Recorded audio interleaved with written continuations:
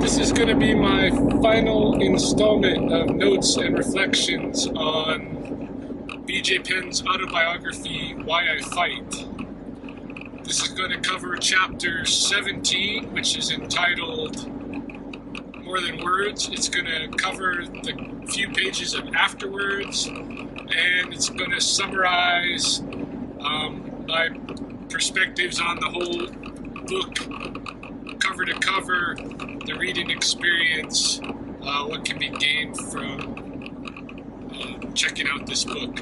So basically, Chapter 17 picks up after BJ's second fight with George St. Pierre, the fight that he went to try to take the welterweight belt from St. Pierre and lost, and was accusing GSP of greasing, of putting something on his body to make himself more slick. And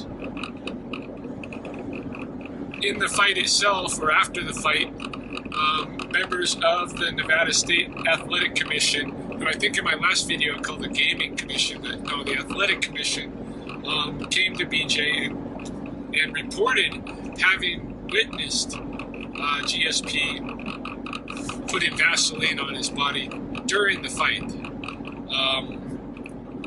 And so BJ wants to know why they're allowing GSP to get away with that. Why wasn't the fight something, done right during the fight when they saw that? Why, with that knowledge, aren't they stripping the title away from GSP, suspending him, doing an investigation, anything of this sort? So BJ pushes the matter with the Athletic Commission, and it kind of makes him look like a sore loser in the public eye. And certainly none of the other UFC fighters are willing to get in there with him and back him up and give him, testify. Even Kenny Florian, who had approached BJ before his first fight with St. Pierre and reported when he fought St. Pierre that St. Pierre, he thought he was greasing. Even Kenny Florian, when the Nevada State Athletic Commission went to try to get a statement from him, refused to participate in the whole thing. So it really kind of made BJ look like an asshole, like a sore loser. He says that the reason he went after the Athletic Commission in this manner was to try to improve the sport, right? To try to make it safer for fighters, and to try to just get the cheaters out of there, okay? Get that window for cheating to be closed. And I can understand that. Even reading it from BJ's perspective, as somebody who's never really got involved in that kind of, legal battles, it seems litigious to me. And, throughout the latter half of the book, you see BJ occasionally getting into these legal issues with his contracts or with this or that. And, I suppose that's the world when you're in that kind of professional athletic industry, that, in order to make sure that you're not cheated financially or otherwise, you have to be that litigious. Perhaps, I don't know. But to me, I don't have a high opinion of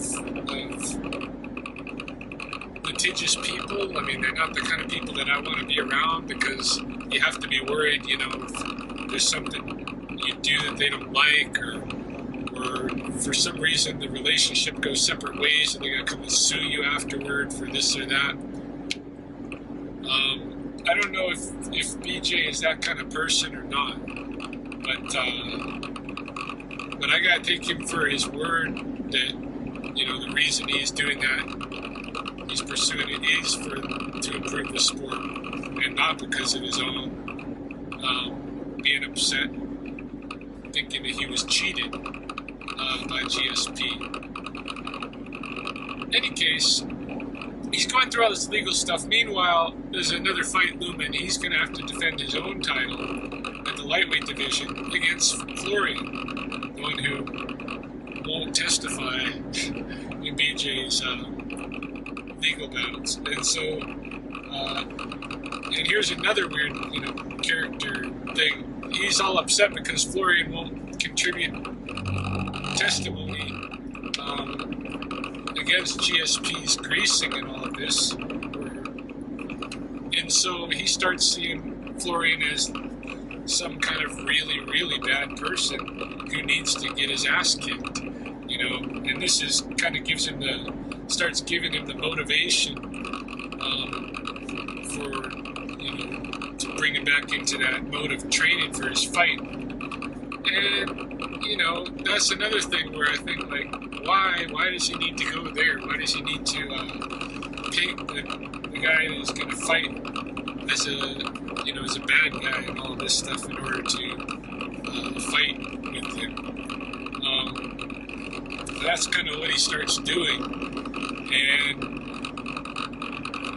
eventually, on the legal side, the thing gets settled with a new rule, which is not much different than the other older rule, which basically that you're not allowed to put things on your body like that going into the fight or during the fight. And they call this rule the BJ Penn rule or something like this. That upsets him because now the rule about greasing has his name tagged on it, so people that don't know the whole history of the thing might think that they made that rule because he himself had been greasing, and he thinks it should have been called the George St. Pierre rule instead, and that makes sense. It just seems like at every turn he's being insulted, and it's hard to believe it's happening that much, that he's being disrespected that much, but then you see it too, watching some of the fights and seeing his fight against Jens Pulver, his second fight, which was after the tough season.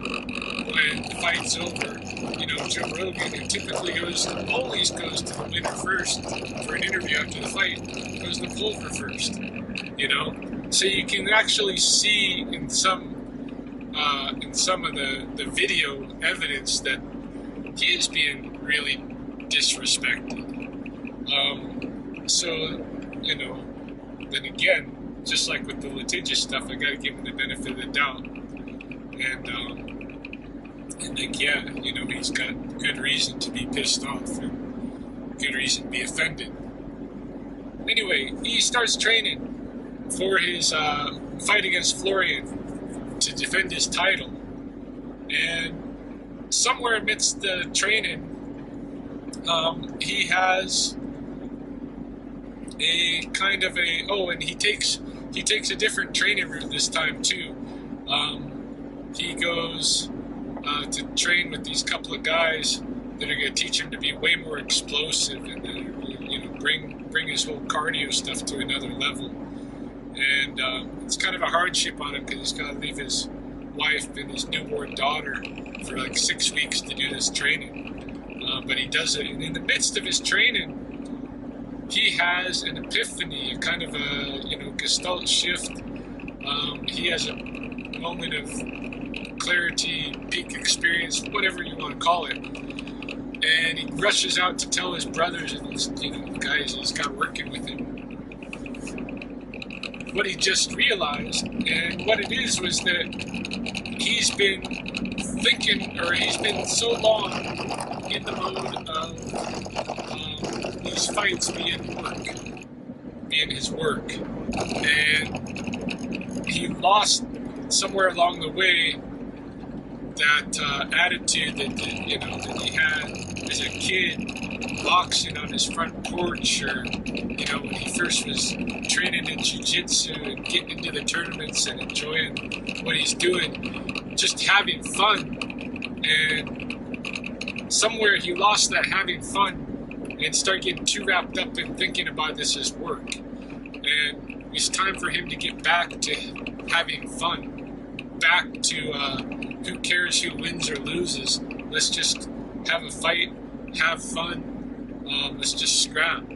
And so this is a big deal for him to come to this realization. And I understand exactly where he's coming from. In fact, a couple of months ago, I made my own video really about the same thing, really about the same epiphany. I framed it a little bit differently. I didn't frame it as work, but I framed it as like discipline. If you're thinking about it in terms of discipline, then for me, if I'm disciplining myself to do it, instead of just doing it for the joy of doing it, then for me, I tend to rebel against myself, and I self-sabotage my training because it's become something that I'm forcing myself to do in my mind. I mean, this is it. This is it. When you're thinking about something as work, or you're thinking about it as something that you're making yourself do out of discipline, when that's your mindset,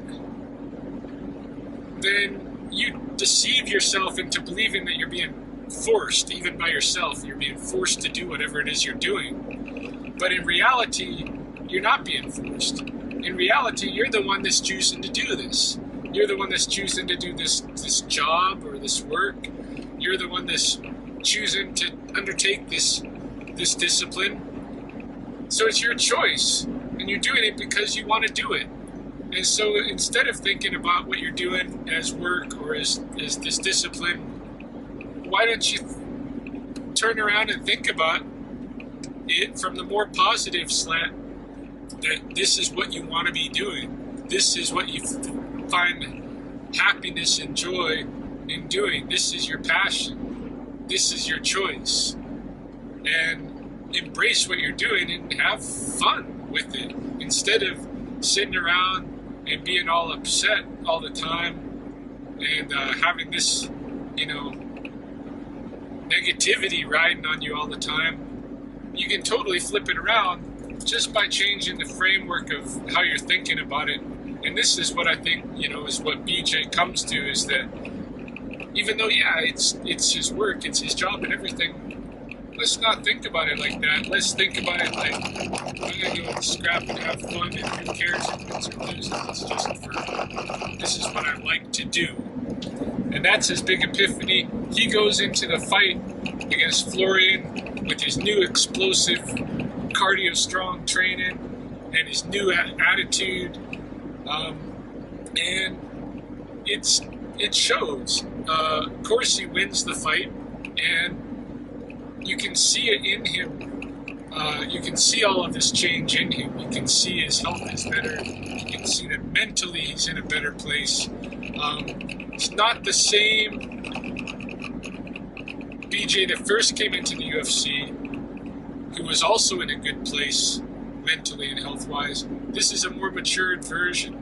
This is a version that had gone through having some downs and then realized where he needed to be and was there. And the chapter 17 in the book ends at this point, ends with his win against Florian.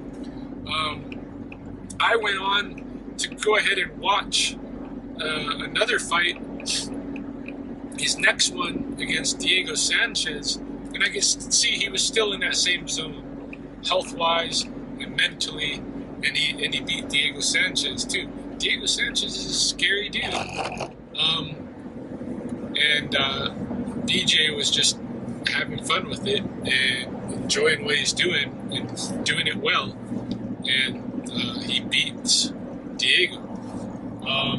I'm going to go and watch his other fights that had occurred since as well, but this is where the book ends. There's a little bit of an afterward, that tries to wrap up the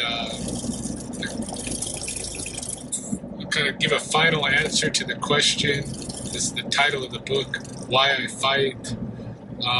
But, you know, what it comes down to in the afterwards is something to the effect of, you know, he fights because that's just who he is, and this kind of a thing. You know, it's just what he does. It's his nature. He's a natural-born fighter. But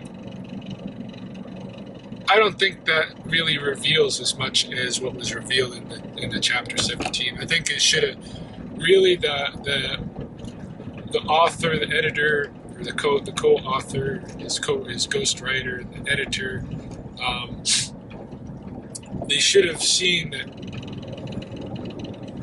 when the Florian fight is done, end of chapter 17. That's it.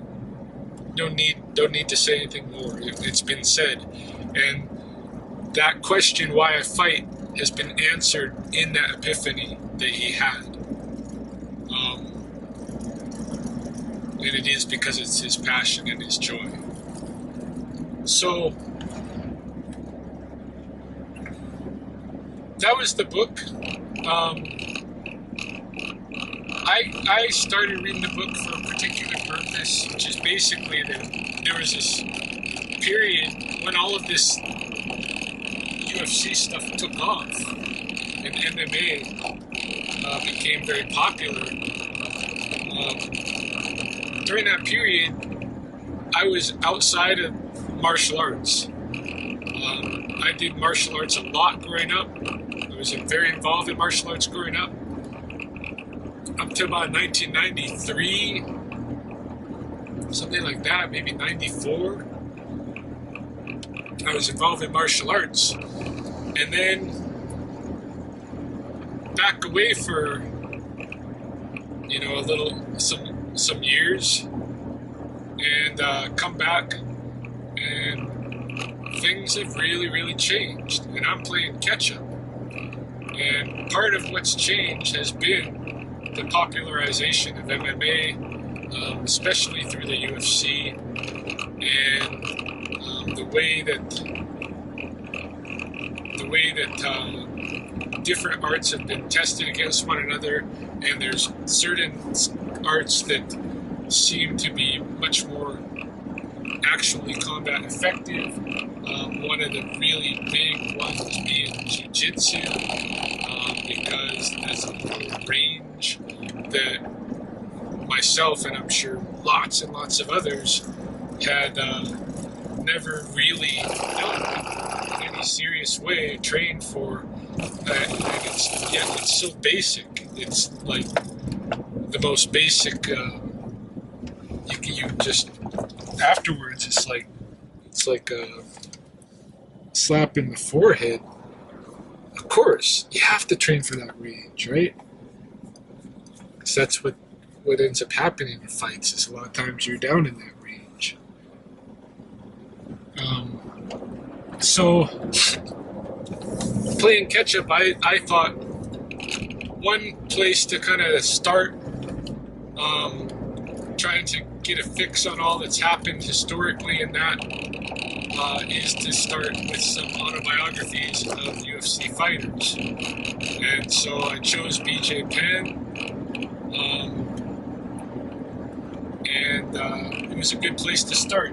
One of the awesome things about our technology today is that while I'm reading this book, I've got a whole fight library on UFC.com as a companion.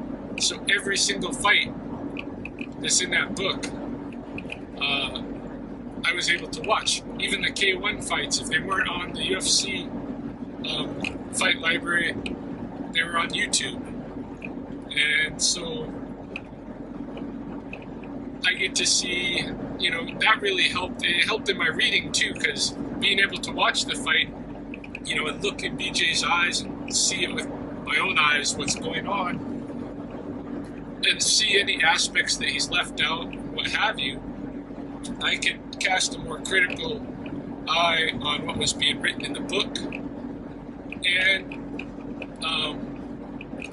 I can add to what was being written in the book by what I saw or heard, witnessed myself. At the same time, vice versa, there were things that were going on that he's talking about, that he's describing in the book, that you wouldn't be able to tell right from the fight itself. I mean, like when he fights Jens Pulver for the second time, or not Jens Pulver, for Matt Hughes for the second time, and he starts losing. If you're watching the fight, you don't realize that he's got a cracked rib and it's sticking through his diaphragm, and that this is the problem. You're listening to the fight announcers, and they're just acting like BJ Penn's run out of gas, and they just leave you with that. There's no, correction to that. So you get the wrong impression of the history of that fight, and of why he lost. So things like that, having that companion to the book of the actual fights to watch really made it an awesome experience. For anybody that is interested in learning some of the history of the early UFC, not the early, but when it really went big, went popular. If you're interested in that era, if you're interested in BJ Penn, if you're interested in martial arts and what's happened in martial arts, around the first decade of the 2000s, if you're interested in